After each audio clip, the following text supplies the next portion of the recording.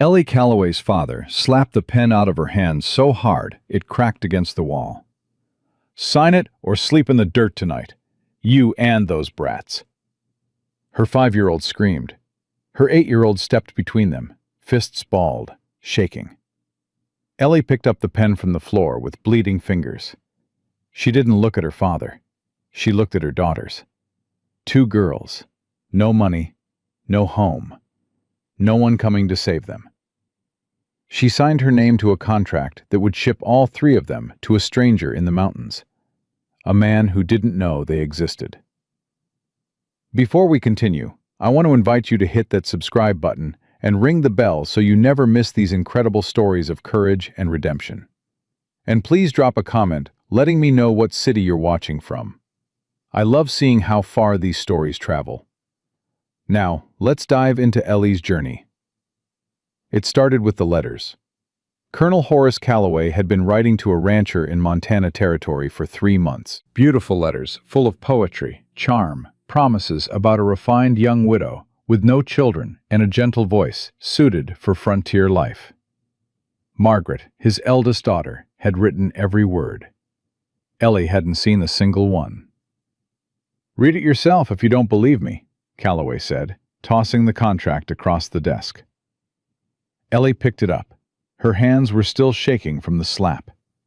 The contract said she was 25, childless, educated, and eager to start a new life out west. It said she had a pleasant disposition and no family complications. "I'm 29. The stutter caught on the number. It always came when he raised his voice. "I have 2 daughters. And Margaret wrote these letters, not me." Details. Calloway poured bourbon. It was 10 in the morning. "By the time this Bridger fellow figures out the truth, you'll be snowed in for winter. Can't send you back. And maybe by spring, you'll have made yourself useful enough to keep. Or maybe he throws us out in the snow.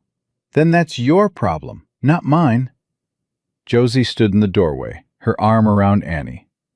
8 years old and already standing like a woman twice her age. Annie had her face buried in her sister's shoulder, trembling. "Mama, what's happening?" "Nothing, baby. Go wait in the hall." "Don't lie to her, Eleanor." Calloway didn't even look at the girls. "Tell her the truth. Tell her you're leaving because you're too stupid and too broken to be worth keeping." Josie's chin came up. "Mama's not stupid. Josie, go." "She's not. You're a liar and a mean old man, and I hate you." Calloway moved fast for a drunk. He crossed the room in 2 steps, hand raised. Ellie was faster. She put herself between her father and her daughter, caught his wrist, and held it. No stutter this time. "Touch her, and I will kill you." Something in her voice made him stop. Not fear. Recognition. He pushed her past the edge, and he knew it. He pulled his wrist free. "Get out of my house. All 3 of you. Stage leaves at dawn." That night, Ellie sat on the bare floor of her empty room. Her father had already sold the furniture. The bed, the dresser, her mother's rocking chair. Gone. All of it. Josie and Annie slept curled together on a folded blanket. Annie's rag doll was clutched against her chest. Josie's hand rested on her sister's hair, protective even in sleep. Ellie opened the carpet bag and started making choices. 3 changes of clothes for each of them. Her mother's cameo brooch. A tin of dried herbs. A sewing kit. Her hand found the letter at the bottom of the drawer. Edwin's letter. Written before the drinking. Before the gambling. Before he stumbled into a mine shaft at 3 in the morning and never came out. She held it for a long time. Josie's voice came from the dark. "Are you bringing Daddy's letter?" "I thought you were asleep." "Why are you bringing it? He was mean to us too." Ellie folded the letter carefully. "Because he wasn't always mean. And I need to remember that people can start good, even if they don't finish that way." "Is the man in Montana going to be mean?" "I don't know." "What if he doesn't want us?" "Then we figure out something else." What if there isn't something else? Ellie put the letter in the bag, closed it, and lay down next to her daughters. She pulled Annie close. The child whimpered, but didn't wake. There's always something else, Josie. You just have to be brave enough to find it. I'm tired of being brave. Me too, baby. Me too. The train rattled west for 4 days. Tennessee dissolved into Kansas. Kansas dissolved into nothing but grass and sky and the endless clatter of wheels on iron. Annie stopped eating on the second day. She just sat in Ellie's lap, silent, her rag doll pressed against her mouth. Josie watched the window and wrote in her journal, the stubby pencil moving in careful letters Ellie had taught her. On the third night, Annie woke up screaming. The whole car turned to stare. A man in a conductor's uniform hurried over. "Ma'am, you need to quiet that child." "She's having a nightmare," the stutter came. Strange men, authority, same trigger every time. "She'll settle down. Other passengers are trying to sleep. Then they can sleep somewhere else." Ellie pulled Annie against her chest, rocking her, humming the song her mother used to sing, the one about rivers and going home. Annie's screams faded to whimpers, then silence. Josie hadn't moved from her seat, but her hand reached across and found Ellie's in the dark, squeezed hard. "Mama, we're going to be okay." Ellie squeezed back. "Yes, we are." She didn't believe it, but she said it. Because that's what mothers do. They lie about the future so their children aren't afraid of it. Cheyenne was chaos. Ellie held both girls' hands and pushed through the crowd to the stagecoach office. "Bridger's Ranch," she told the clerk.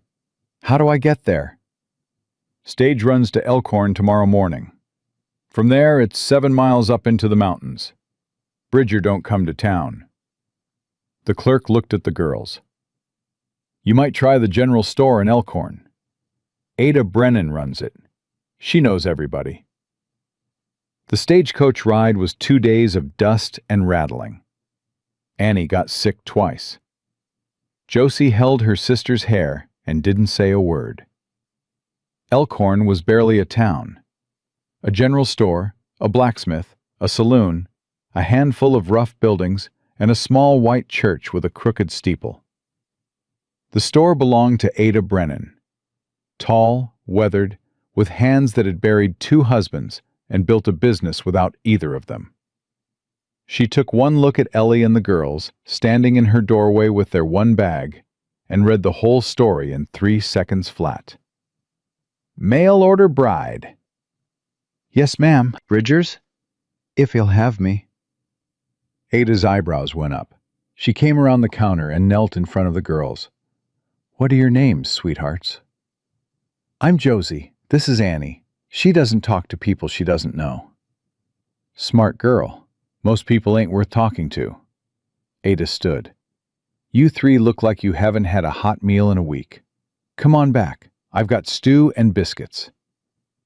After the girls fell asleep in Ada's spare room, Ellie sat on the back porch. Ada brought 2 cups of coffee and sat beside her. How much did Calloway lie about? Everything. Ellie wrapped her hands around the cup. "He told Bridger I was 25, no children, well-spoken, refined, a perfect frontier wife." "And the truth?" 29, 2 daughters. I stutter when I'm scared." Ellie paused. "My husband died 2 years ago, drinking in a mine shaft. His family blamed me for the bad luck and threw us out. My father saw an opportunity to get rid of me permanently." Ada sipped her coffee. "What can you do?" "Cook for a crew, keep a house, tend livestock, sew, preserve food, treat injuries with herbs. I can keep accounts and handle a rifle. Can you be honest with a man who's had enough lies to last him a lifetime?" "It's all I know how to do." Ada was quiet for a while. "Sam Bridger showed me those letters 3 months ago. Asked what I thought. I told him nobody that perfect agrees to marry a stranger in the mountains. He wanted to believe it anyway. Is he going to send us away? Honestly, I don't know. Sam's a good man, fair, but he came back from the war carrying things he don't show nobody. He asked for a wife, not a family. Finding out he's getting 3 people instead of 1, and none of them matching the advertisement. Ada shook her head. Could go either way. What happened to him in the war? That's his story to tell. But I'll say this, he ain't broken. He's just been put together different than most folks expect. Ellie looked up at the stars, more than she'd ever seen in Tennessee. Ada, if he sends us away, can I work here? At the store? I'll do anything. I just need somewhere safe for my girls. Ada reached over and squeezed her hand. Let's not borrow trouble. But if it comes to that, you've got a place. Ellie's throat closed. A stranger, in a territory she'd never seen, had just offered her more than her own blood ever had. Thank you. Thank me, after you've met Sam Bridger. He ain't easy. Neither am I. Ada smiled for the first time. No, ma'am, I can see that. Morning came hard and bright. Ada loaded the supply wagon while Ellie dressed the girls. Josie braided Annie's hair. Annie held her rag doll and stared at nothing. Mama, you're shaking, Josie said. I'm fine. You stutter when you say fine. That means you're not fine. Ellie knelt down and took both her daughter's hands. Listen to me. Whatever happens today, we stay together. If this man wants us, good. If he doesn't, we figure out the next thing. But we don't fall apart. We don't beg. We stand up straight and we show him who we are. Understood? Josie nodded. Annie didn't respond, but her grip on Ellie's hand tightened. The ride up took 3 hours. The road climbed through forests and meadows, a creek running alongside, loud and cold. Ellie barely noticed. Her heart was hammering so hard she could feel it in her teeth. Then the trees opened, and there it was. A ranch spread across a mountain valley. Log house, corrals, cattle in the far meadow. A bunkhouse, a barn, a garden gone half wild. A man stepped out of the barn. Tall, dark hair going gray at the temples, broad across the shoulders. He moved with the careful steadiness of someone who'd learned not to waste a single motion. He carried a rope in his left hand. His right hand hung at his side, and Ellie noticed his fingers twitch once, twice, like they couldn't quite stay still. He stopped when he saw the wagon. Stopped harder when he saw Ellie. Stopped dead when he saw Josie and Annie. Ada called out from the driver's seat. Morning, Sam. Brought your supplies. And your bride. Samuel Bridger didn't move. His eyes went from Ellie to Josie to Annie. Stayed on Annie's face. The tear tracks. The death grip on the rag doll. Then moved back to Ellie. Letters said no children. His voice was low, rough, like rocks at the bottom of a river. Ellie climbed down. Her legs shook, but she locked her knees. She lifted Annie to the ground, helped Josie down, stood straight. The letters said a lot of things, Mr. Bridger. The stutter, right on time, right when she needed it least. None of them were true. How many weren't true? All of them. My name is Eleanor Calloway Pratt. I'm 29. These are my daughters, Josephine and Annabelle. My father wrote those letters to get rid of me. I never saw them. I didn't know what they promised until 3 days before I got on the train. She stopped, breathed, fought the stutter down. I can't give you what those letters offered, but I can work. I can cook for your crew, keep your house, manage your accounts, tend your stock. My girls work too. Josie knows horses. Annie's learning. And if that's not enough, say the word. We'll walk back to Elkhorn. I won't make a scene. I won't beg." Silence. Wind in the pines. A horse stamping in the corral. Annie pressed her face into Ellie's hip and made a small sound. Not a word, just fear looking for somewhere to hide. Sam's eyes dropped to the child. His jaw shifted. Something moved across his face, fast, too fast to name. He crouched down slowly until he was at Annie's level. He didn't speak to her, didn't reach for her, just held still, the way you hold still for a wild thing that might bolt. Annie peeked at him from behind Ellie's skirt. One eye, dark and wet and terrified. Sam reached into his vest pocket with his left hand. His right hand stayed at his side, the fingers still twitching. He pulled out a small carved wooden horse, no bigger than his thumb, held it out on his open palm. Annie stared at it. "It's a Mustang," Sam said quietly. "Made it last winter. She's been sitting in my pocket waiting to meet somebody brave enough to hold her." Annie didn't move. 10 seconds. 20. Ellie held her breath. Then Annie's small hand reached out and took the horse. She pulled it close, studied it, and looked up at Sam with both eyes. She didn't speak, but she didn't hide. Sam stood slowly, looked at Ellie. Those gray eyes carried something she hadn't expected. Not anger, not disappointment. Exhaustion. Bone deep. The look of a man who'd been lied to so many times he'd stopped expecting truth. "You can stay tonight," he said. "Both rooms in the house are empty. The girls can have the one with the window. We'll sort the rest in the morning." "Thank you, Mr. Bridger." Sam. "Thank you, Sam." He turned and walked toward the barn. His right hand reached for the door latch, and Ellie saw his fingers shake. He grabbed the latch with his left hand instead, quick, like he'd been covering that move his whole life. He didn't look back. Ellie picked up the carpet bag, took Josie's hand, balanced Annie on her hip. Annie was still clutching the wooden horse. "Mama," Josie whispered as they walked toward the house. "He gave Annie a horse." "I saw." "Mean people don't carve tiny horses and carry them in their pockets." "No, they don't." "Maybe this one's different." Ellie pushed open the door to the house. Sturdy, clean enough. A bachelor's home, simple and functional, with a stone fireplace and a cast-iron stove, and not a single soft thing anywhere.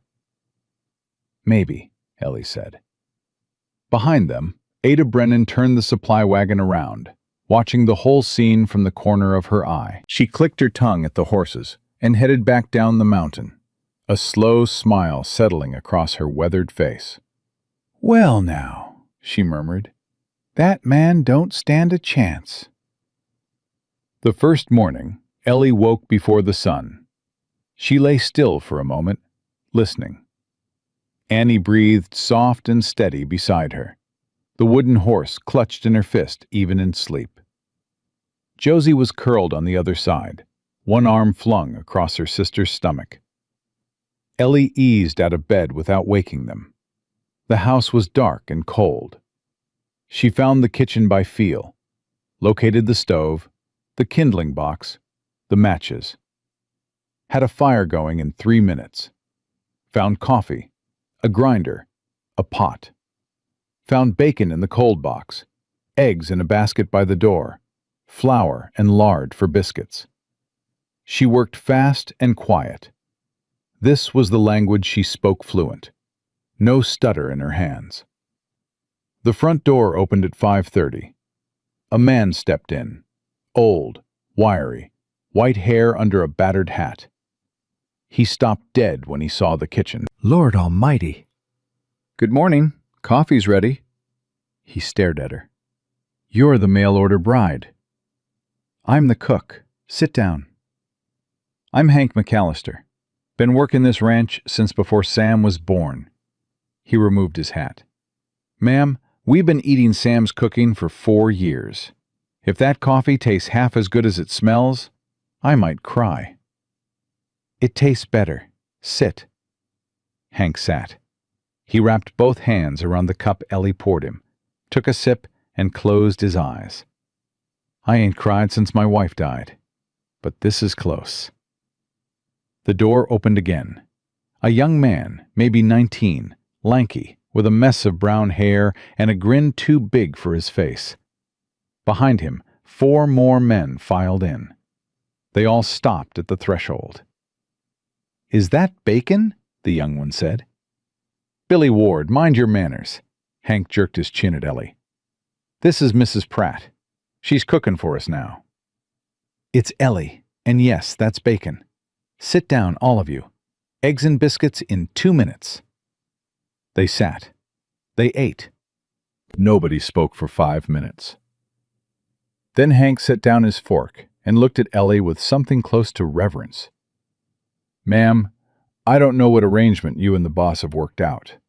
Don't need to know. But I will tell you this.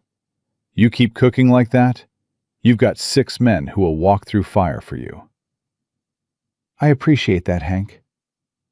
"Anything you need, wood chopped, heavy lifting, critters dealt with, you holler." Billy raised his hand. "Can we have biscuits every morning?" "If you earn them." "Yes, ma'am. Whatever you say, ma'am." The men filed out. Ellie was washing dishes when Josie appeared in the kitchen doorway, Annie behind her. "Mama, it smells good in here." "Sit down. I saved you plates." Annie climbed onto the bench, the wooden horse set carefully beside her plate. She ate without looking up. Josie ate fast, her eyes scanning the room. "This is a big kitchen, Mama." "It is." "Are we staying?" "We'll see." "You always say that." "Because it's always true." The front door opened. Sam stood there, hat in hand. He looked at Ellie, then at the girls, then at the clean kitchen, the washed dishes, the organized counter. His eyes moved to the stove, where a plate sat covered with a cloth. "That for me?" he asked. "You're the boss. You eat last, or first. Your choice." "Last is fine." He sat down at the far end of the table. Ellie set the plate in front of him. Bacon, eggs, biscuits, coffee. He ate without speaking. Josie watched him from across the table. Annie kept her eyes on her food. When he finished, he set down his fork. "Who taught you to cook?" "My mother, before she died." He noticed the stutter. She could tell by the way his eyes shifted, not with pity, just with recognition, like hearing a sound he understood. "Food's good." "Thank you." "Hands seem happy." "They were hungry." Sam stood, put on his hat. "I'll be checking fence lines today. Hank's in the barn if you need anything. Billy's around somewhere." He paused at the door. "Your girls, the older one." "Josie." "She can come to the barn if she wants. Got a mare that needs brushing. Gentle horse, good for kids." Josie's whole face changed. "Really?" Sam didn't smile, but something in his expression softened a fraction. "Really. Ask Hank to show you which one." He left. Josie turned to Ellie, vibrating. "Mama, can I?" "After you eat every bite on that plate and wash your dish." Josie demolished her breakfast in 30 seconds and was out the door before Ellie could say another word.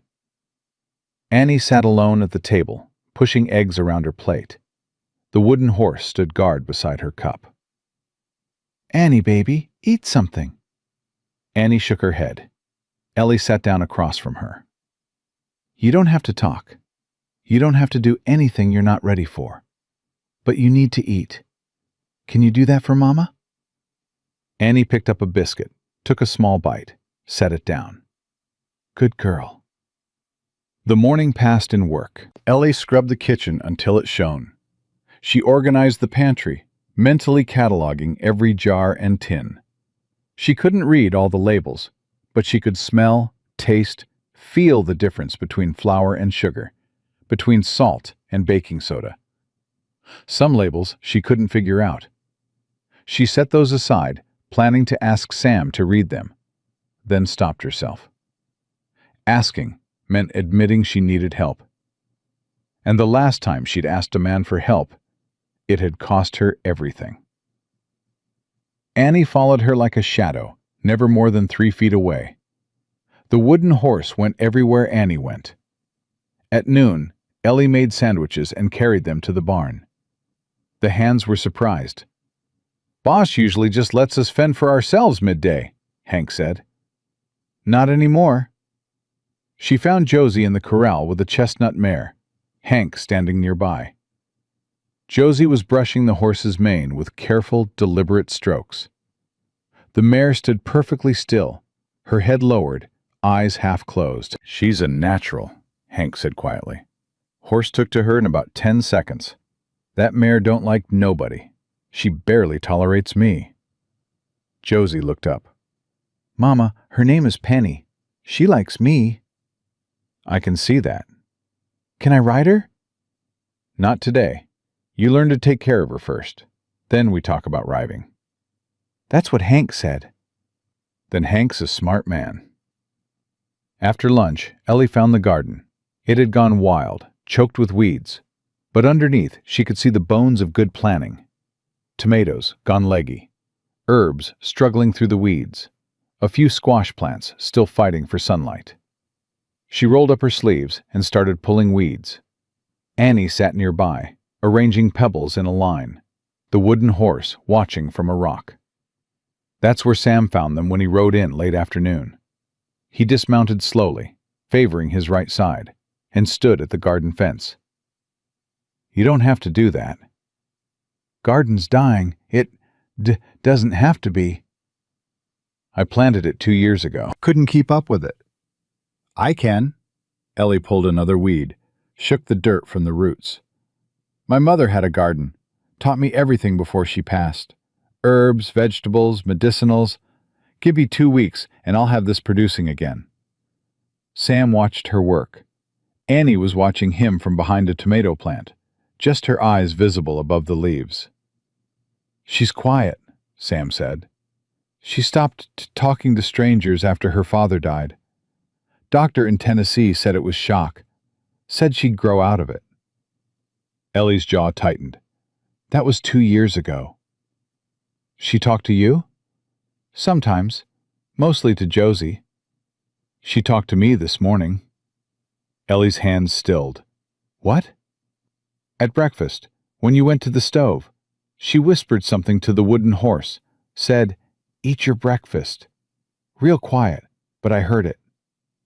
Ellie's eyes stung. She blinked hard and went back to weeding. "She names things. Talks to them instead of people." "Smart. Things don't hurt you back." The words hung in the air. Ellie looked up at him. He was staring at his right hand, the one that wouldn't stop trembling. He caught her looking and shoved it into his pocket. "Supper at 6?" he asked. "Yes." "I'll wash up." He walked away. Ellie watched him go, watched the way he held his right arm close to his body, the way his left hand did all the work, opening gates, untying reins, carrying the saddle. She'd been watching him do it all day. The compensation was so practiced, so seamless, that most people probably never noticed. Ellie noticed. She noticed because she'd spent 29 years hiding a stutter. She knew what it looked like when someone rearranged their whole life around a wound they wouldn't show. Supper was beef stew, cornbread, and apple cobbler from dried apples she'd found in the pantry. The hands ate like they hadn't seen food in a week. Billy had 2 plates of cobbler and looked like he might propose. "Miss Ellie, if the boss don't marry you, I will," Billy said. "Billy." Sam's voice was quiet, but the room went still. "Sorry, boss. Just saying. This cobbler." "Eat your cobbler and keep your proposals to yourself." After the hands left, Ellie put the girls to bed. Annie fell asleep fast, the wooden horse pressed against her cheek. Josie lay awake. "Mama, Sam's hand shakes." "I know." "Why?" "I don't know yet." "Is he sick?" "No, baby. I think he's hurt. From a long time ago." "Like how you stutter when you're scared?" Ellie brushed hair from Josie's forehead. "Something like that. His hurt is in his hand, and your hurt is in your voice. That's a smart way to see it. So you're the same kind of broken." "Josie." "What? It's true. You both hide it. You both pretend it's not there. And you both think nobody notices." Josie rolled over. "I notice everything, Mama. That's my job." Ellie kissed her daughter's hair. "Go to sleep, wise girl." "Mama?" "I think we should stay." Ellie turned down the lamp. "We'll see." She found Sam on the porch. He sat in a straight-backed chair, a cup of coffee in his left hand. The right lay on his knee, trembling faintly in the lamplight. "Girls asleep?" he asked. "Yes." She sat in the other chair.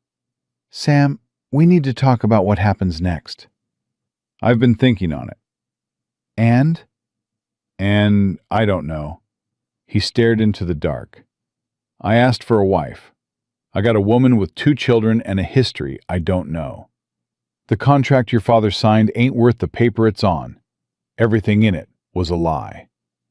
"I know." "So legally, there's no obligation. Either side." "I know that too."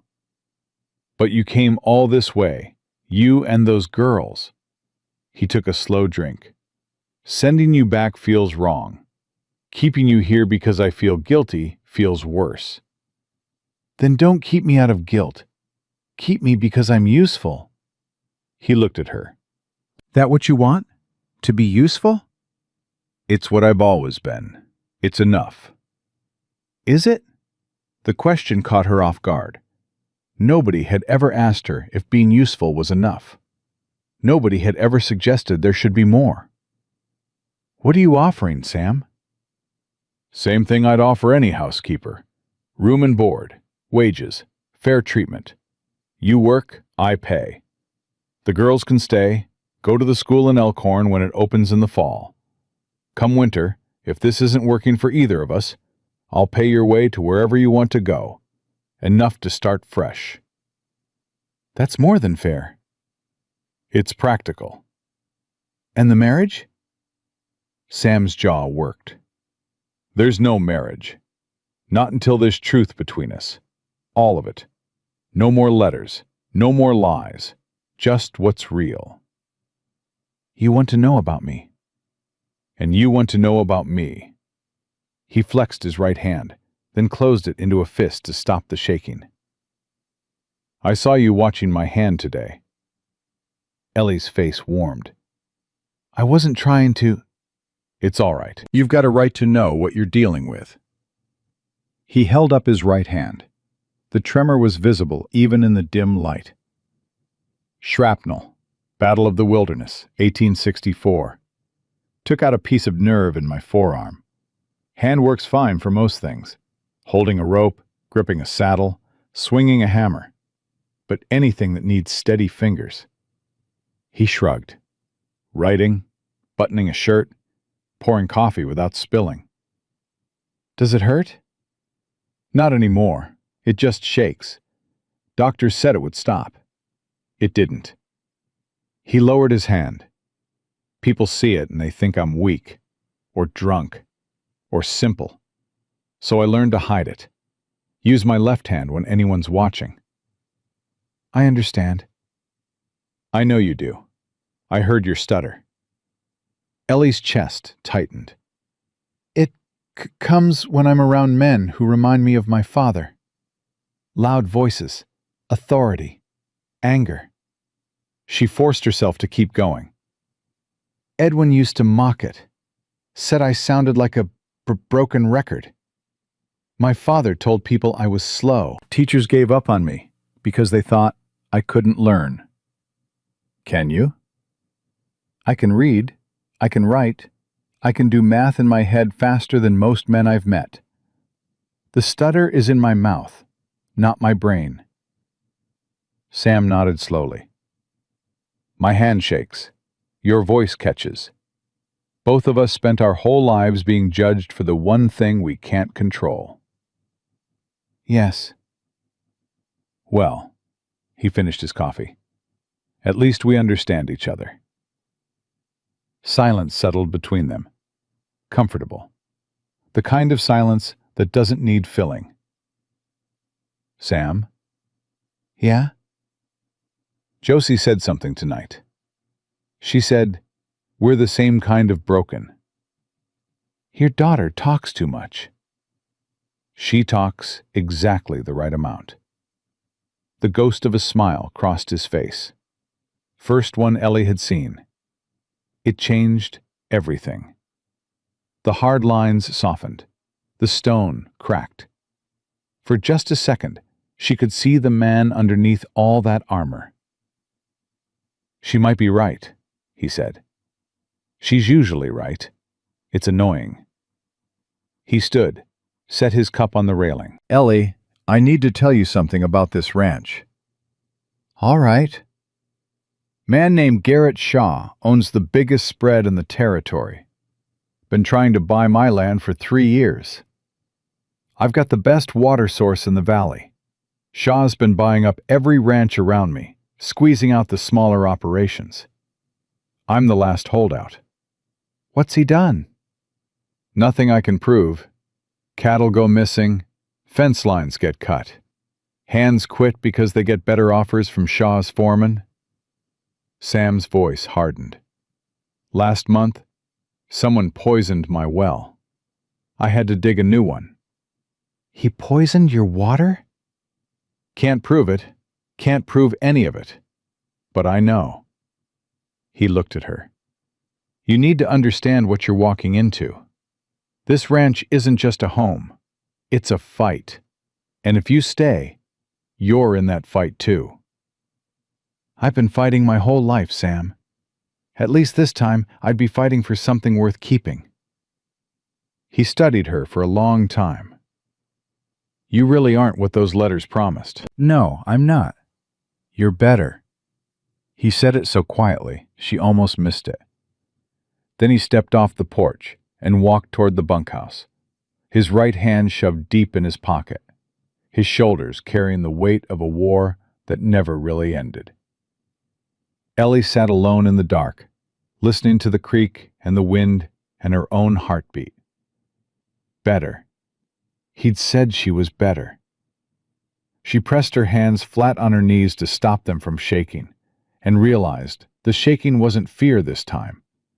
It was something else entirely. Something she hadn't felt in so long, she'd forgotten the name for it. Inside, Annie murmured in her sleep. Josie's breathing was deep and even. The wooden horse sat on the windowsill, guarding them both. Ellie went inside, checked on her girls, and lay down in the bed that wasn't hers yet. In the house that wasn't hers yet. On the ranch that wasn't hers yet. But for the first time in 2 years, she didn't plan her escape route before closing her eyes. She just slept. 2 weeks passed, and the ranch began to change. Not in big ways, in small ones. The kind most people wouldn't notice unless they'd been living in emptiness long enough to recognize when it starts filling up. Wildflowers in a jar on the kitchen table. Curtains Ellie sewed from flour sacks, washed and pressed until they looked almost store-bought. The smell of bread rising every morning instead of cold coffee and silence. A child's laughter coming from the barn where Josie spent every spare minute with the chestnut mare. The hands noticed. Hank stopped wearing his hat indoors. Billy started washing his hands before meals without being told. The other men began saying, "Ma'am," and "please," and "thank you," like they'd remembered the words existed. Sam noticed too. Ellie could tell by the way he'd pause in the doorway before entering, like he had to adjust to a house that felt different than the one he'd left that morning. But he didn't say anything. Sam Bridger was a man who lived in the spaces between words. He showed what he felt through action. A load of firewood stacked by the kitchen door before Ellie woke up. A shelf built above the stove for her herbs. A small chair that appeared in the kitchen one morning, just the right size for a 5-year-old girl. Annie had claimed it immediately. She sat there every morning while Ellie cooked, the wooden horse on the table in front of her, watching everything with those dark, serious eyes. "She's keeping inventory," Josie said one morning, watching her sister. "She's memorizing where everything goes." "How do you know?" "Because when you moved the sugar tin yesterday, she stared at the empty spot for 10 minutes. Then she moved it back when you weren't looking." Ellie looked at Annie. The child met her eyes, glanced at the sugar tin, and looked away. "Annie, did you move that?" "Nothing." "It's okay if you did, baby. You can move whatever you want." Annie's hand crept across the table and adjusted the salt tin 1 inch to the left. Then she folded her hands in her lap and went back to watching. Josie grinned. "She's organizing your kitchen, Mama. You've been outranked." Ellie laughed. It was a real laugh, the kind that came from somewhere deep, and it surprised her so much she almost dropped the skillet. Sam was standing in the doorway. She didn't know how long he'd been there, but the look on his face told her he'd heard the laugh. "Morning," he said. "Morning. Breakfast is ready." He sat down. Annie didn't flinch. 2 weeks ago, she would have hidden behind Ellie's skirt the moment he entered the room. Now she sat in her small chair and watched him eat, with the steady concentration of a scientist studying a specimen. "Mr. Sam," Josie said, sliding into her seat, "Hank says Penny needs new shoes. He says the farrier comes next month, but she's favoring her left front." "Hank's right. I'll look at her today." "Can I come?" "If your mama says." "Mama says yes," Ellie said without turning from the stove. "After chores." Josie pumped her fist under the table. Annie watched her sister, then looked at Sam, then looked at the wooden horse. She picked it up and held it out toward him. Everyone froze. Sam set down his fork slowly. He looked at the horse in Annie's outstretched hand. "You want me to hold her for a minute?" Annie shook her head. She pushed the horse closer. "She wants you to fix the leg," Josie translated. "She says it's crooked." Sam took the horse carefully, his left hand steady. He turned it over, examining the tiny carved legs. "This one here?" He pointed to the left front leg. Annie nodded. "Well, she's right. It is a little crooked. Tell you what, I'll fix it tonight and bring her back tomorrow. That all right?" Annie stared at him for a long 5 seconds. Then she nodded once and went back to her breakfast. Ellie turned away so nobody would see her face. She gripped the edge of the stove until her knuckles went white. After breakfast, Sam lingered while the hands filed out. He set the wooden horse on the table between them. "She trusted me with it," he said. Quiet, almost confused. "She did. She doesn't trust anyone. She trusted you." Ellie sat down across from him. "Sam, that horse hasn't left her hand since you gave it to her. She sleeps with it. She eats with it.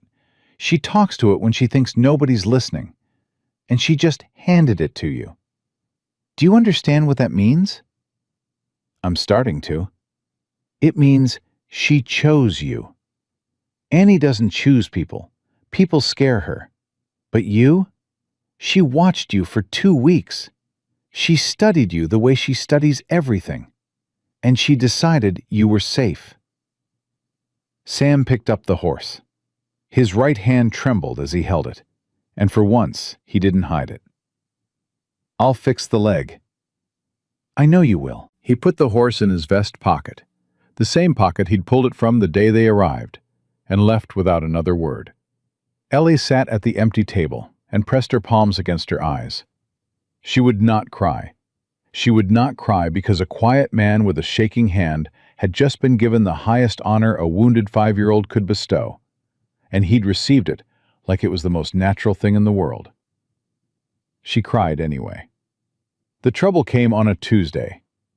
Ellie was in the garden when the rider appeared. A man on a tall black horse, dressed too well for ranch country. He rode straight into the yard like he owned it, dismounted without being invited, and tied his horse to the fence post. "Mrs. Sawyer?" he called. "Mrs. Pratt? Can I help you?" He removed his hat. Expensive. New. "Name's Garrett Shaw. I own the Double Diamond Ranch south of here. I believe Sam Bridger is expecting me." "He's not." "Well then, perhaps you could fetch him." "He's checking fence lines. Won't be back till evening." Shaw smiled. It was the kind of smile Ellie had seen on her father's face 1,000 times. The kind that said, "I'm being polite because it amuses me, not because I respect you." "Then I'll wait." "You can wait in town. Saloon's open." Shaw's smile thinned. "I see Sam's found himself a woman with a mouth. That's new." He looked around the yard, taking inventory. His eyes stopped on the new fence posts, the repaired corral, the garden coming back to life. "Place looks different. Better." "Thank you. Now, if you'll excuse me, I have work to do."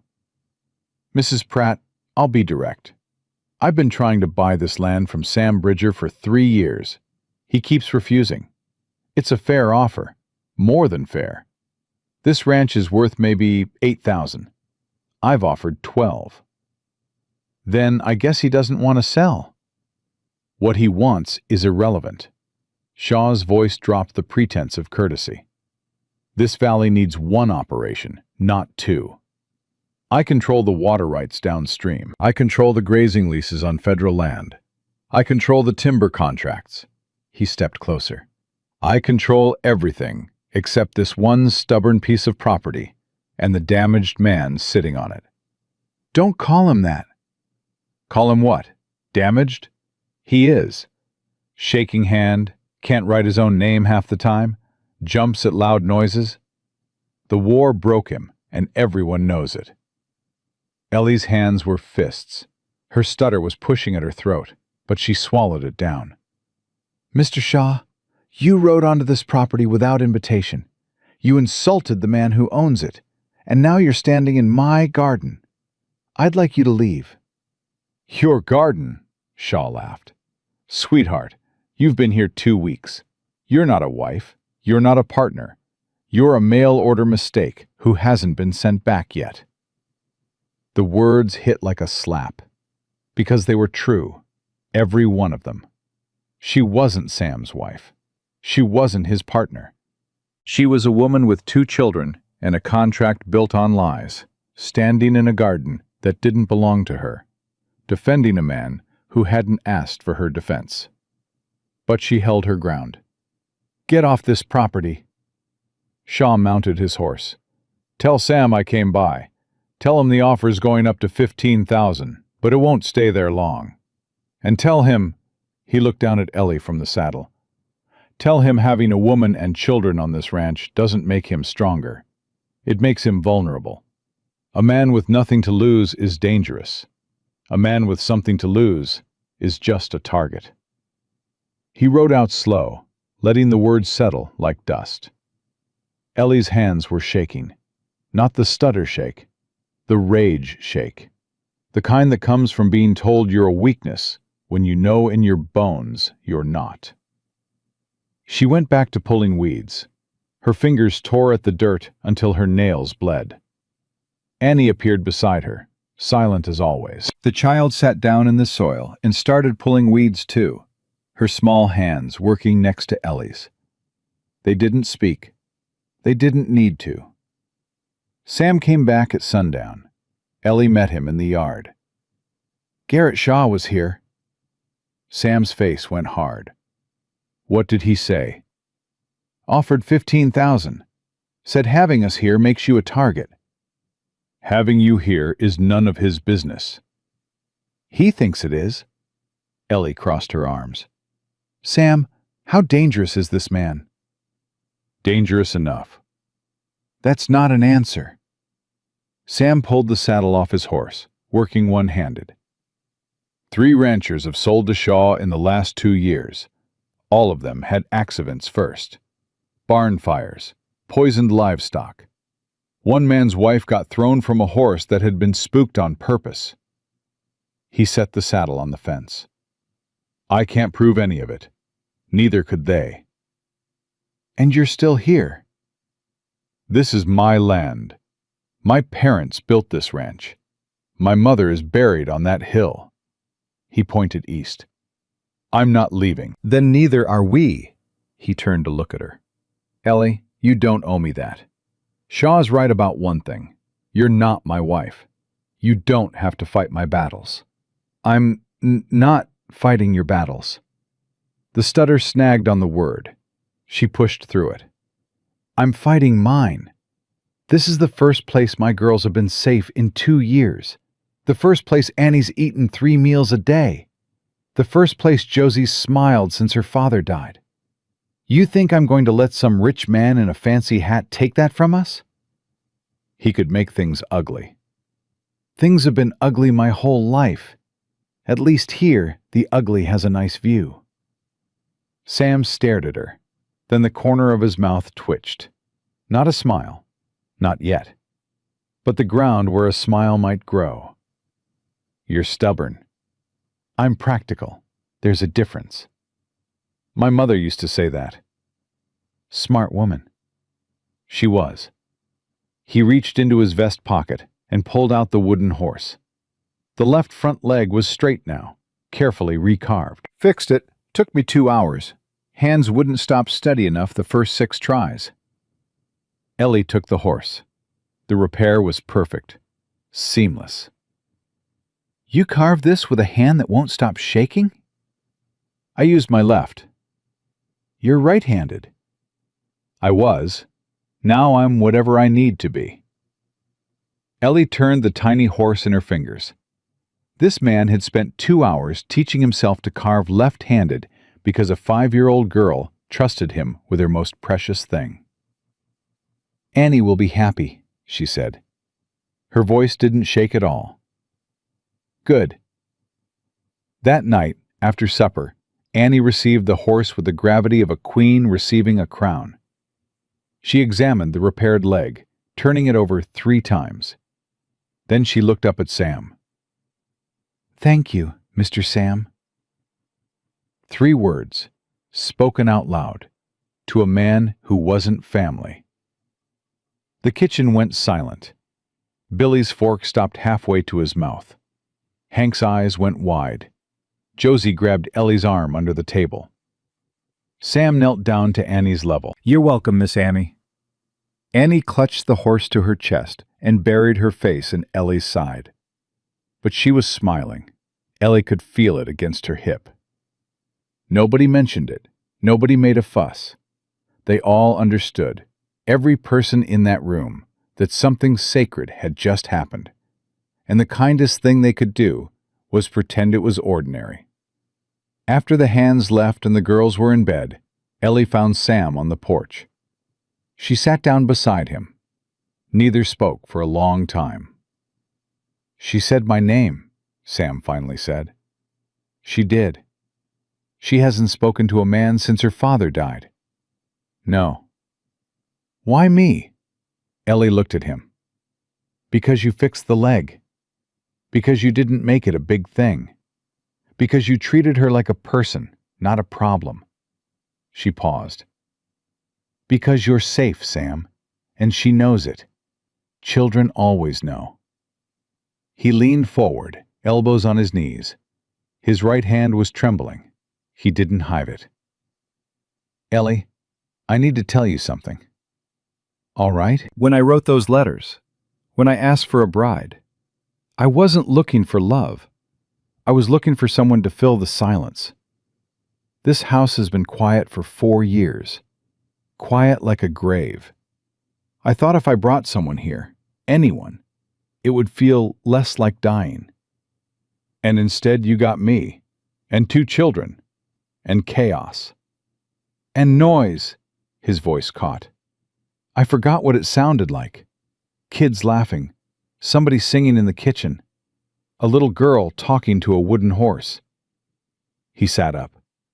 I don't want to fill the silence anymore. I want to keep the noise. Ellie's heart was hammering. What are you saying? I'm saying the summer deal isn't enough. I don't want a housekeeper.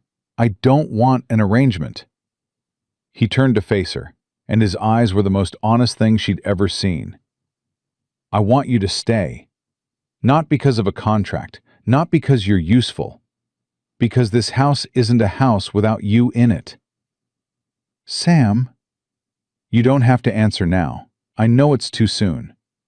I know you've got every reason not to trust a man who says pretty things.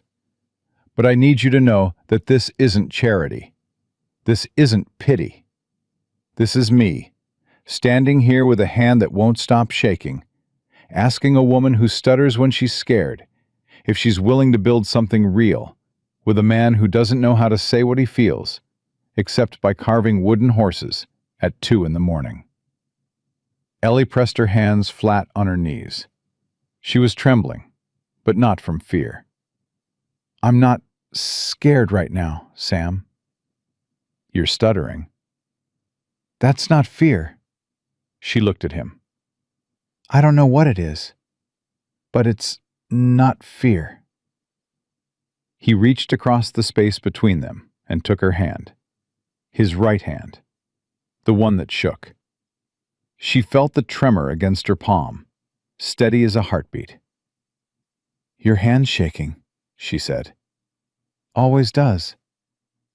Mine too. She laced her fingers through his. 2 broken hands holding each other steady. I'll stay, she said. Not because I have nowhere else to go. Because there's nowhere else I want to be. He squeezed her hand, didn't let go. Inside, Annie murmured in her sleep. The wooden horse stood on the windowsill, its left front legs straight and true. And somewhere in the dark, a little girl who hadn't spoken to a stranger in 2 years was dreaming about horses and a quiet man who fixed broken things without being asked. The creek rushed below the house. The stars burned overhead, and 2 people who'd spent their whole lives hiding their wounds sat on a porch in Montana territory and held onto each other like they'd finally found something worth not letting go of. Ellie didn't plan her escape route that night. She planned her garden instead. 3 days after Ellie said she'd stay, Garrett Shaw made his move. It started with the cattle. Hank rode in at dawn, his face grim. 20 head missing from the north pasture. Fence cut clean. Professional job. Sam didn't flinch. Tracks? Headed south toward Shaw's land, but they split at the creek. Somebody knew we'd follow. How much are we down? 20 head today. 40 total this month if you count the strays we never found. Hank's voice dropped. Boss, we can't keep bleeding like this. Another month and we won't have enough to make the fall drive.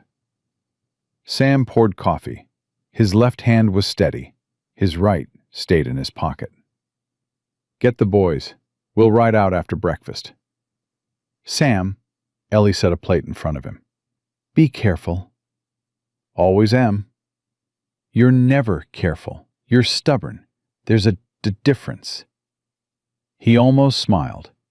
Almost.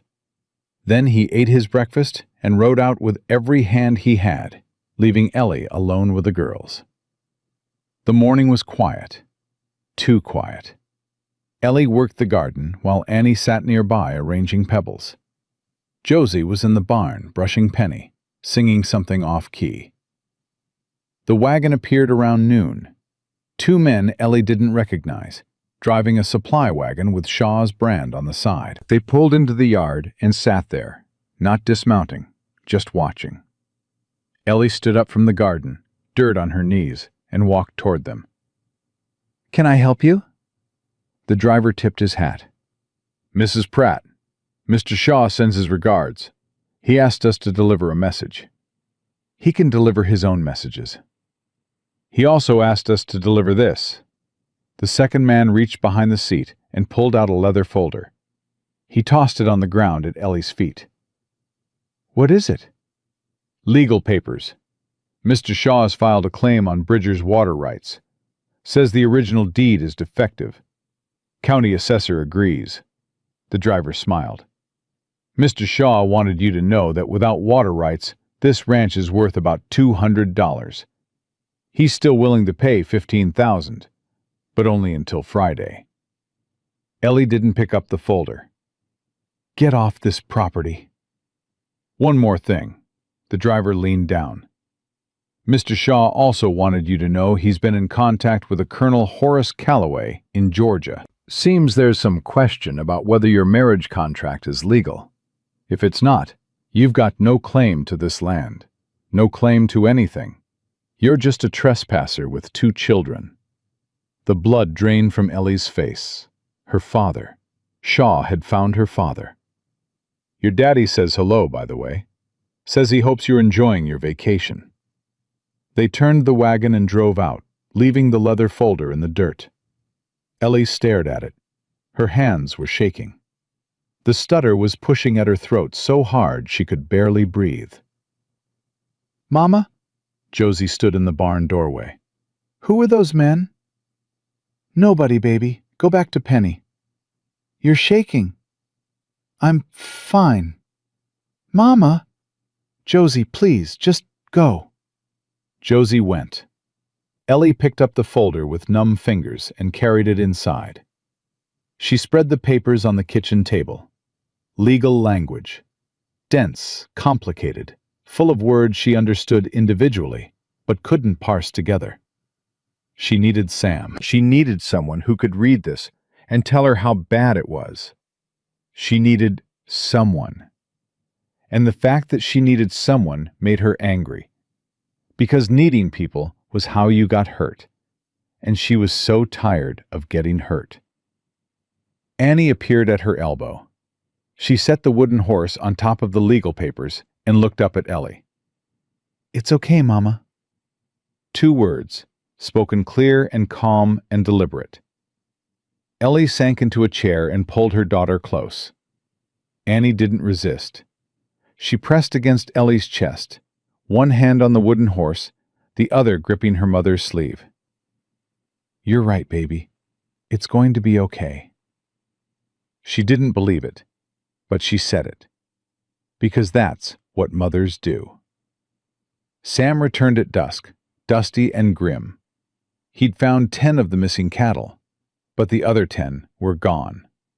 He walked into the kitchen and saw the papers on the table. What's this? Ellie told him. All of it. Shaw's men, the water rights claim, the contact with her father. Sam read the papers in silence. His jaw tightened with each page. When he finished, he set them down and pressed both hands flat on the table. The right one trembled against the wood. It's a bluff, he said. Is it? The water rights claim is garbage. My father filed that deed 40 years ago. It's been upheld twice in territorial court. He tapped the papers. Shaw's banking on the fact that I can't afford a lawyer to fight it. And he's right. After the cattle losses, I'm stretched thin. What about my father? Sam's eyes met hers. What about him? Shaw contacted him. If my father tells him the marriage contract is fraudulent, that the letters were lies, Shaw could use that to argue I have no legal standing here, that you were defrauded, that the whole arrangement is void. You don't have legal standing here, Ellie. We're not married. The words hung in the air. True. Brutal. Necessary. I know, Ellie said. If Shaw pushes this, if he gets a judge to invalidate the contract, he could argue that any improvements you've made to the property were unauthorized. He could use it as leverage. Can he do that? In this territory? With enough money? He can do whatever he wants. Sam sat down heavily. I need to talk to Ada. She knows the county clerk. Maybe we can get ahead of this before Shaw files formally. Sam, Ellie sat across from him. There's a simpler solution. He looked at her. He knew what she was going to say. She could see it in his eyes. We get married, she said. For real. Legal. Then the contract isn't fraudulent. It's fulfilled. Shaw can't challenge my standing because I'd be your wife. Ellie, I won't marry you to win a land dispute. That's not why I'm asking. Isn't it? You asked me 3 days ago to stay, not because of a contract, because you wanted me here. Did you mean it? You know I did. Then marry me. Not because of Shaw. Not because of papers. Because you sat on that porch and told me this house isn't a house without me in it. Because you carved a horse for my daughter with a hand that won't stop shaking. Because every morning for 2 weeks you've put firewood by my door before I wake up, and you think I don't notice, but I notice everything, Sam. I notice everything. His jaw worked. You deserve better than a marriage born out of somebody's threat. I deserve to choose. That's all I've ever wanted. And I'm choosing you. The stutter came, but she didn't stop. I'm choosing this ranch and these people and this life. Not because I'm desperate. Because it's good. Because you're good. I'm not good. I'm a mess. So am I. We're a matched set. He reached across the table and took her hand, the right one. She felt the tremor steady against her palm. If we do this, he said slowly, I want it to be real, not an arrangement, not a business deal. I want it to mean something. It already means something. Ellie. Sam, I haven't felt safe in 5 years. Not since before Edwin started drinking. Not since my father told me I was worthless. Not since Annie stopped talking, and I thought I'd never hear her voice again. Tears ran down her face, but her voice held steady. And then I came here, and you gave my daughter a wooden horse, and you fixed its broken leg, and you taught my other daughter about horses, and you put a chair in the kitchen because you noticed a little girl had nowhere to sit. And you never once, not one single time, made me feel like I was a burden. You're not a burden. I know that now, because of you. He stood up, came around the table, and pulled her to her feet. His hands cupped her face, the left one steady, the right one trembling against her cheek. Eleanor Calloway Pratt, will you marry me? Not because of Garrett Shaw, not because of a piece of paper, because I love you, because I love your girls, because I want to spend the rest of my life fixing broken things with you. Yes. He kissed her, gentle at first, careful, like he was handling something precious he was afraid of breaking. Ellie kissed him back with everything she had. All the loneliness, all the hope, all the desperate, stubborn refusal to stop believing that somewhere in this hard world there was a place that wanted her. Mama? They broke apart. Josie stood in the doorway, Annie behind her. Are you kissing Mr. Sam? Yes. Does that mean we're staying forever? Sam knelt down. He looked at Josie, then at Annie, who was watching him with those dark, careful eyes. If that's okay with you two, he said. Josie looked at her sister. Some silent communication passed between them, the kind only siblings understand. Annie says yes, Josie said. And I say yes. But I have conditions. Sam's eyebrow went up. Conditions? I get to ride Penny every day, and Annie gets a real bed, not a cot. And Mama gets to keep the garden, and nobody yells in this house. Ever. Those are good conditions. Also, you have to teach me to rope. Deal. Josie extended her hand. Sam shook it solemnly. Then Annie stepped forward, raised the wooden horse, and placed it carefully in Sam's vest pocket. "For safe keeping," Josie translated. "She wants you to hold it. She says you're family now." Sam's eyes went bright. He blinked hard. "Thank you, Miss Annie. I'll keep her safe." They rode to Elkhorn the next morning, all four of them in Ada's wagon. Ada had sent word to Reverend Thomas at the small white church. He was an old man with kind eyes and a voice that carried. "Sam Bridger getting married." He shook his head. "Thought I'd see the second coming first." "Reverend?" Sam's voice carried a warning.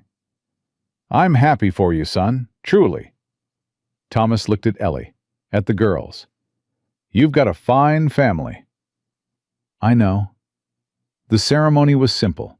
Ada stood as witness. Hank and Billy rode down from the ranch and stood in the back, hats in hands.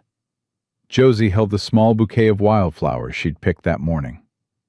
Annie stood between Ellie and Sam, holding both their hands. "Do you, Samuel Thomas Bridger, take this woman to be your lawful wife?" "I do." "Do you, Eleanor Ruth Calloway Pratt, take this man to be your lawful husband?" "I do." The stutter caught. She didn't care. "Then by the power vested in me, I pronounce you man and wife." Sam kissed her, while Billy cheered and Hank wiped his eyes with the back of his hand and pretended it was dust. Josie clapped. Annie squeezed both their hands tighter. Ada hugged Ellie on the church steps. "How does it feel?" "Like coming home." "Good, because you've got about 3 hours before Garrett Shaw finds out, and then things are going to get interesting." Ada was right. Shaw found out before sunset. They were halfway through supper when the hoofbeats came. Fast. Multiple riders. Sam was on his feet before Ellie could set down her fork. "Hank." "I hear them, boss." Hank moved to the window. 6 riders, Shaw's men. Shaw himself in front. "Girls, go to the back room," Ellie said. Her voice was calm. Her hands weren't. "Josie, take your sister. Lock the door. Don't open it for anyone but me or Sam." "Mama, I'm scared." "I know, baby. Go." Josie grabbed Annie and ran. Ellie heard the bedroom door slam, the lock click. Sam pulled the rifle from above the door. "Ellie, stay inside." "No." "Ellie." "I said no." She picked up the shotgun from the corner. "I told you, we fight together or not at all." He looked at her. Something passed between them that didn't need words. He nodded. They walked out onto the porch together. Sam on the left, rifle across his arm. Ellie on the right, shotgun steady. Shaw dismounted in the yard, 6 men behind him, all armed.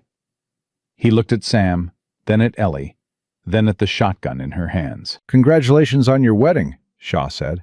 "News travels fast. What do you want, Garrett?" "Same thing I've always wanted. This land, this water, and for you to take my very generous offer and disappear." "Offers declined, same as last time, same as every time." Shaw shook his head. "Sam, I was hoping the woman would talk some sense into you. Instead, she's standing there with a shotgun." He looked at Ellie. "Mrs. Bridger now, is it? That was fast. Almost like you had something to prove." "We had nothing to prove to you," Ellie said. No stutter. Not now. "The water rights claim stands. I filed it with the county. You'll need a lawyer to fight it. Lawyers cost money. Money you don't have." "We'll find a way." Shaw's smile dropped. "I've tried being reasonable. I've tried being generous. You people don't respond to reason or generosity." He looked at his men. "So let me try clarity." He pulled a paper from his coat and held it up. "This is a letter from Colonel Horace Calloway of Tennessee. Your father, Mrs. Bridger. In it, he states that the original marriage contract was obtained through fraud, that the letters describing the bride were written by a third party, that you were sent here under false pretenses." "We know all that," Sam said. Doesn't matter. We're married now. Legal. Witnessed. Filed with the county clerk. Married today, after I filed the water rights challenge yesterday. Shaw's eyes glinted. Any judge worth his salt will see this for what it is. A desperate marriage to preserve a property claim. I'll have it annulled. On what grounds? Fraud. The original contract was fraudulent. This marriage is just an extension of that fraud. Shaw folded the letter. You've got until Friday to accept my offer. After that, I take this to court. And I promise you, Sam, when I'm done, you won't just lose the water rights. You'll lose the ranch. And your new wife and her children will be back on the street where her daddy found them. Ellie's finger tightened on the shotgun trigger. Get off our land. It won't be your land much longer, sweetheart. I said, get off. Shaw mounted his horse. His men followed. At the gate, he turned. Friday, Sam. Think about it. They watched him ride away. Ellie didn't lower the shotgun until the last rider disappeared over the ridge. Can he do it? She asked. Can he have our marriage annulled? Sam was quiet for too long. I don't know. Maybe. If he's got the right judge. Then we need the right lawyer. We can't afford a lawyer. Then we find another way. Ellie set the shotgun against the wall. Sam, my father's letter. If Shaw has it, he's going to use every lie in it, every detail. He'll paint me as a fraud, you as a fool, and our marriage as a scheme. Let him try. This isn't about trying. This is about winning. She turned to face him. I need to write to my father. What? I need to write to him. My father responds to one thing: power. If I write to him and tell him that contesting this marriage will expose the fact that he sold his daughter through a fraudulent contract, that he forged letters, that he took money under false pretenses, he'll back down. He's a coward, Sam. He always has been. He'll fold if he thinks he'll be exposed.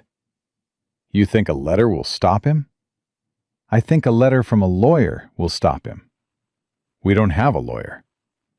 We have Ada. Ellie's mind was racing. Ada knows everyone in this territory. She'll know someone. A lawyer, a judge, someone who owes her a favor. Sam stared at her. You're already thinking 3 moves ahead. That's how you survive when you've got nothing. You think faster than the people trying to take what little you have. He pulled her close. His right hand trembled against her back. When did you become the strongest person I know? I was always strong, Sam. I just never had anyone who noticed. Inside, a small knock came from the bedroom door. Mama, can we come out? Ellie wiped her eyes. Yes, baby, you can come out. Josie emerged first, her face pale. Annie followed, clutching her sister's hand. She looked at Sam, then at Ellie, then walked straight to Sam and pressed her face against his leg. Sam froze. He looked down at the 5-year-old attached to his knee, then at Ellie. His eyes were bright. He knelt slowly and put his arms around Annie. The child melted into him, her whole body going limp with trust. We're okay, little one, he said. Nobody's taking us anywhere. Annie pulled back and looked at his face. Her hand came up and touched his cheek, right where a tear was tracking through the dust. Don't cry, Mr. Sam, she said. Mama says crying means you're brave, but you don't have to be brave right now. We're here. Sam Bridger, who had survived the war and built a ranch from nothing and faced down Garrett Shaw without flinching, broke apart completely. He gathered Annie against his chest and pressed his face into her hair and wept. Josie slid in next to Ellie. Is Sam going to be our daddy now? Ellie watched the man who'd married her that morning hold her youngest daughter like she was the most important thing in the world. I think he already is, baby. Good. Josie leaned against her mother. Because Annie already loves him, and Annie's never wrong about people. Ellie put her arm around her eldest daughter and watched the sunset paint the kitchen gold. 4 people in a house that had been empty for too long. A family built from lies and wreckage and stubborn hope. Shaw would come. The fight would come. The whole world might come crashing down on Friday. But tonight, right now, in this kitchen, they were home. And that was worth every battle still to come. Ada Brennan arrived at the ranch before sunrise on Wednesday with a man Ellie had never seen. He was small, thin, wearing spectacles and a suit that had seen better decades. He carried a leather case stuffed so full of papers it wouldn't close properly. "This is Henry Marsh," Ada said. "He's a lawyer." "I'm a retired lawyer," Marsh corrected. "I don't practice anymore." "You're practicing today." Ada pushed him toward the kitchen table. "Sit down, eat, then fix this." Marsh sat. He ate Ellie's biscuits with the careful appreciation of a man who'd been living on his own cooking too long. Then he spread Shaw's documents across the table and read every page while Sam and Ellie watched. "Well?" Sam asked after 20 minutes. "The water rights claim is garbage. Your father's deed is clean. Shaw's filing is based on a surveyor's error from 1859 that was corrected in 1861. Any competent judge would throw this out in 10 minutes. Then why did the county assessor approve it?" Marsh took off his spectacles and cleaned them. "Because the county assessor is Shaw's brother-in-law, which is a fact I happen to know because I handled his appointment paperwork 12 years ago." He put his spectacles back on. "That appointment can be challenged. If it is, every assessment he's approved for Shaw gets reviewed. Every single one." Sam leaned forward. "You're saying Shaw's whole operation is built on corrupted assessments?" "I'm saying it's possible. And I'm saying that if Shaw knew that someone knew that, he might reconsider his current course of action." Ellie sat down. "What about my father's letter? Shaw claims the marriage is fraudulent because of the original contract." Marsh pulled the marriage certificate from his case. "You were married yesterday by Reverend Thomas, witnessed by Ada Brennan and 6 ranch employees, and filed with the county clerk before noon. The original mail-order contract is irrelevant. You entered this marriage of your own free will, both of you. The fact that the original introduction was fraudulent doesn't invalidate a legal marriage performed afterward." "Shaw said he'd have it annulled." "Shaw said a lot of things. Annulment requires proof of coercion, incapacity, or fraud at the time of the marriage itself, not fraud in a prior arrangement." Marsh tapped the certificate. "This is solid. He can't touch it." Ellie's hands were gripping the edge of the table. "So we're safe?" "Legally? Yes. Practically?" Marsh looked at Sam. "Shaw has money, influence, and 6 armed men. The law protects you on paper. Paper doesn't stop bullets." "I'm aware," Sam said. "Then you need to make this public. File a counterclaim against the water rights challenge. File a complaint about the county assessor. Make enough noise that Shaw can't act without the whole territory watching." Marsh stood, gathering his papers. "I'll handle the filings. Ada will handle the publicity. You 2 handle staying alive until Friday." After Marsh left, Ellie sat at the table, staring at the marriage certificate. Her name next to Sam's. Legal. Binding. Real. "You're quiet," Sam said. "I'm thinking." "About?" "About how my whole life other people decided what happened to me. My father decided I was stupid. Edwin decided I was his to break. Margaret decided I was disposable." She touched the certificate. "This is the first time I decided something for myself, and nobody can take it away." Sam sat beside her. Nobody's taking anything. Shaw's not going to stop because of paperwork. No, he's not. Then what do? We do what we've been doing. We work. We hold. We don't break. And if he comes with guns? Then we meet him with guns. Sam took her hand. But I don't think he will. Shaw's smart. Smart men don't start wars they can't win quietly. He's been operating in shadows for years. Marsh just turned on the lights. That changes things. Thursday passed in tense silence. The hands worked close to the house. Hank kept a rifle on his saddle. Billy rode the perimeter every 2 hours. Josie sensed the tension and stayed in the barn with Penny. Annie sat in her kitchen chair and organized jars with fierce concentration, as if keeping the pantry in order could keep the world in order too. Ellie baked bread. When she was scared, she baked. 4 loaves by noon. 6 by 3 o'clock. By supper, the kitchen smelled like a bakery, and there was enough bread to feed the ranch for a week. Mama bakes when she's worried, Josie told Sam at dinner. I noticed. Last time she baked this much was when Daddy died. We had bread for a month. Josie, Ellie said quietly, I'm just saying, if we survive this, nobody's going hungry. Sam almost laughed. Ellie saw it, the way his chest moved, the way the corner of his mouth fought itself. He was learning to laugh again. She'd been watching it happen day by day, like a frozen river slowly cracking open. Friday morning came hard and gray. Sam was up before dawn.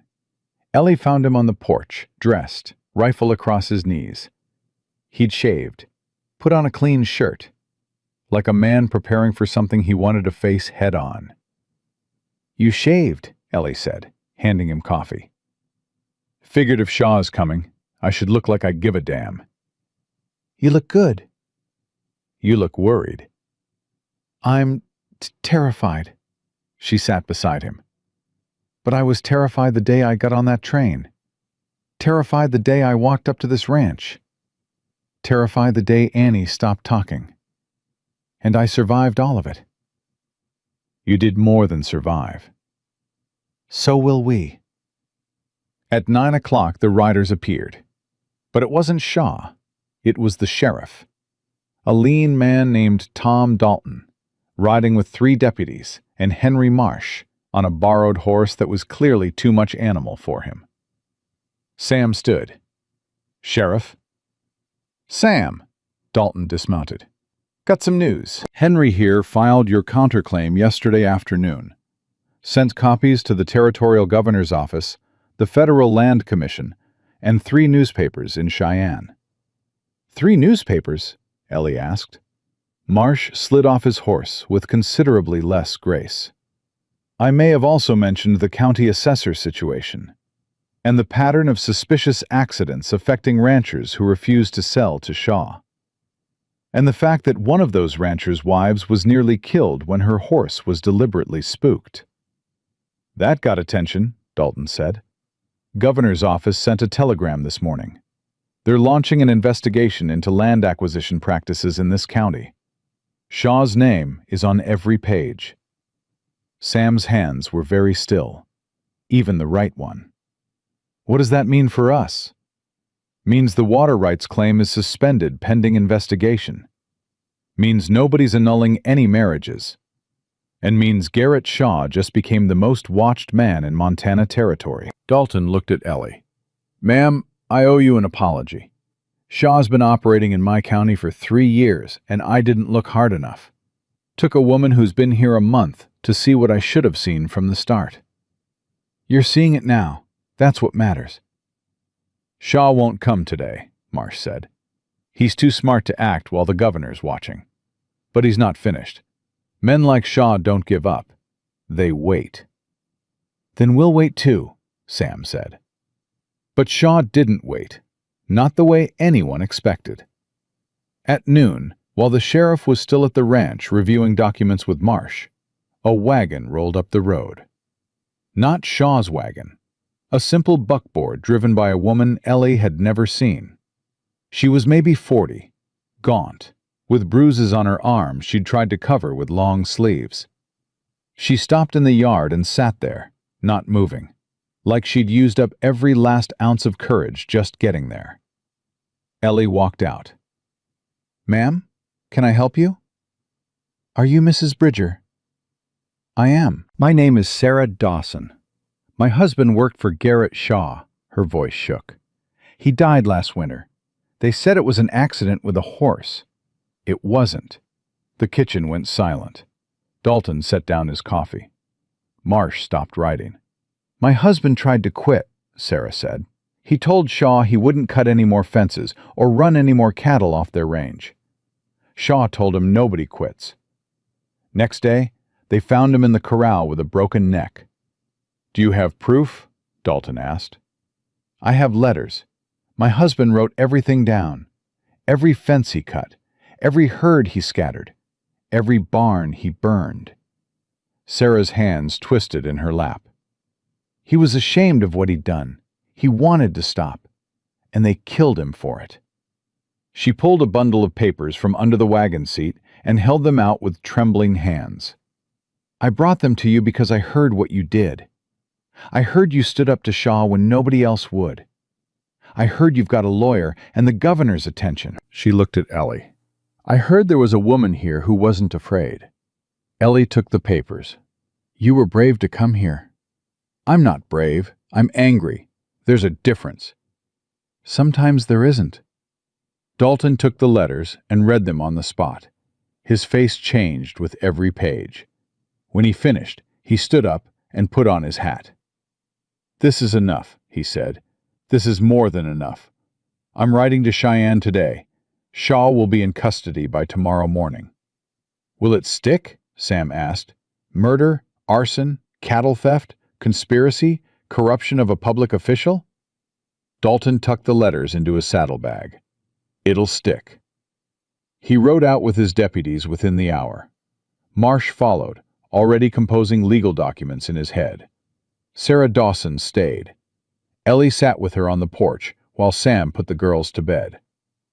"Where will you go?" Ellie asked. "I don't know. Husband's gone. Ranch was Shaw's property. I've got nothing." "Can you cook?"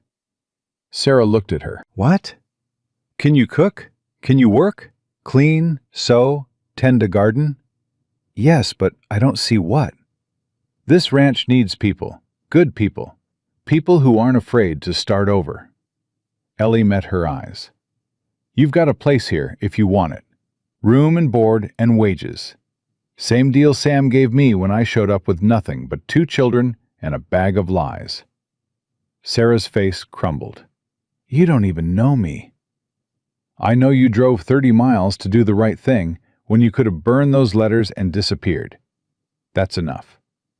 "Why would you help me after everything Shaw did to your family?" "Because someone helped me when I needed it, and someone helped her before that." Ellie looked out at the ranch. "That's how it works. One person opens a door, then you open one for someone else. Eventually, there are enough open doors that nobody has to sleep in the dirt." Sam came out and sat beside Ellie. He'd heard most of it. He looked at Sarah and extended his hand. "Welcome to Broken Arrow Ranch, Mrs. Dawson." Sarah took his hand and held on like she was drowning and he was solid ground. Shaw was arrested Saturday morning. The trial took 3 months. Sarah's letters, combined with Marsh's investigation and testimony from 6 other ranchers Shaw had terrorized, resulted in a conviction on 12 counts. Shaw lost everything. His land was auctioned by the territory and divided among the ranchers he'd cheated. Sam bought the water rights for a fraction of what Shaw had tried to swindle them for. Ellie wrote to her father once, a single letter, 6 sentences. "I'm married. I'm happy. My daughters are safe. Don't contact me again. I'm not the girl you threw away. I'm the woman who built something you never could." He never wrote back. She never expected him to. By autumn, the ranch had grown. Sarah Dawson managed the new bunkhouse. Hank trained 2 new hands. Billy fell in love with the blacksmith's daughter in Elkhorn and walked around grinning so wide the men started calling him Sunshine. Josie rode Penny every day, growing braver and more confident with each ride. She started keeping a journal of ranch operations, recording weather, cattle counts, and supply inventories in her careful handwriting. Annie started talking, not all at once, not in a flood, but in a steady trickle that became a stream. She talked to Sam first, then to Hank, then to Billy, then to Sarah. She named every horse on the ranch. She named the barn cats and the chickens and the stubborn milk cow that kicked over the pail every morning. She still carried the wooden horse, but she didn't need it to speak for her anymore. One evening, as the first frost settled on the valley, Sam and Ellie sat on the porch they'd rebuilt together. The house was warm behind them. Josie was reading aloud to Annie from a book Ada had brought from the store. Annie was correcting her pronunciation. "Your daughter just corrected a word," Sam said. "She's been listening to everything for 5 years. She knows more words than any of us. She told me today that the chickens need a bigger coop." "She's right. She's always right." Sam reached into his vest pocket and pulled out the wooden horse. Annie had given it back to him last week, not because she didn't want it anymore, because she told him he needed it more than she did. "She said I should keep it until I'm not sad anymore," Sam said. "Are you sad?" "No." He turned the horse in his fingers. "I'm something I don't have a word for. The opposite of everything I was before you came." "Happy, Sam. The word is happy." "Is that what this is?" "Yes." He put the horse back in his pocket. "Then I'm keeping it a while longer, just to make sure." Ellie laughed. The sound carried across the valley, mixing with the creek and the wind and Josie's voice reading inside, and Annie's voice correcting, and the horses settling in the barn, and all the small, ordinary sounds of a life built from nothing. "Sam?" "Yeah?" "Thank you for not sending us away that first day." "Thank you for not leaving." "I thought about it." "I know. You planned escape routes for 2 weeks straight. You thought I didn't notice." "You noticed?" "I notice everything, Ellie. I learned that from your daughter." She leaned against his shoulder. His arm came around her, the right one, and she felt the tremor against her back, steady as a heartbeat, familiar as breathing. "Your hand's shaking," she said. "Always will." "I know." She pressed closer and felt the shaking quiet, not stop, never stop, but settle into something that felt less like damage and more like a pulse. More like life moving through a body that had survived more than it should have and kept going anyway. Inside, Annie's voice rose clear and strong. "Josie, you're reading it wrong. The word is courage. It has a U in it." "I know it has a U in it." "Then why did you skip it?" "Because I was reading fast." "Don't read fast. Read right." Sam shook his head. "That child is going to run this ranch someday." "That child is going to run the territory." "God help us all." The frost deepened. The stars came out, sharp and countless. Somewhere south, Garrett Shaw sat in a cell. Somewhere east, Colonel Horace Calloway sat in an empty house with no daughters left to punish. Somewhere in between, Margaret and Caroline lived whatever lives they'd chosen, and Ellie wished them nothing, not happiness, not suffering, just distance. But here, on this porch, in this valley, on this ranch built by a man with a shaking hand and saved by a woman with a stuttering voice, and held together by 2 small girls who'd learned that family isn't blood, family is the people who stay. Here there was something Ellie Bridger had never believed she deserved. Home. Not a place, not a building, not a piece of paper filed with the county clerk. Home was Sam's arm around her shoulders. Home was Josie's voice reading in the lamplight. Home was Annie correcting every word with fierce precision. Home was Hank tipping his hat every morning, and Billy grinning at breakfast, and Sarah Dawson laughing in the kitchen she'd made her own. Home was choosing to stay when the whole world expected you to run.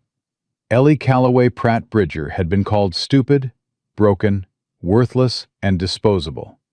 She'd been sold by her father, abandoned by her sisters, widowed by a drunk, and shipped across the country like freight. She'd arrived in Montana with one carpetbag, 2 daughters, and nothing else but the stubborn refusal to believe that this was all she was worth. She'd been wrong about that. She was worth everything. And the man who'd opened his door to a lie and found the truth standing on his porch with 2 small girls and a bag of broken promises. He'd known it from the moment she looked him in the eye and said none of it was true. Because that's what love is. Not poetry, not passion, not grand gestures on a moonlit night. Love is a wooden horse carved with a shaking hand. Love is a chair built for a child who has nowhere to sit. Love is a woman who stands on a porch with a shotgun and says we fight together or not at all. Love is staying. Love is choosing. Love is looking at someone the world has thrown away and saying, "You are exactly what I need." Annie's voice floated through the window one more time, clear and certain and unafraid. Mama, I finished the book. Can I read another one? Ellie smiled. Yes, baby, read them all. And that was the end of the story, or rather, the beginning of one so much bigger than the lie that started it. A ranch that became a refuge, a family that became a legacy, a woman who'd been sent west as a cruel joke and became the strongest thing the territory had ever seen. They called her stupid. She built an empire. They called her broken. She healed everyone she touched. They called her worthless, and she proved, with every sunrise on that Montana valley, with every meal served and every child taught and every broken thing mended with patient hands, that worth isn't something the world gives you. It's something you build, board by board, word by word, choice by choice. And Eleanor Bridger built hers to last. Yeah.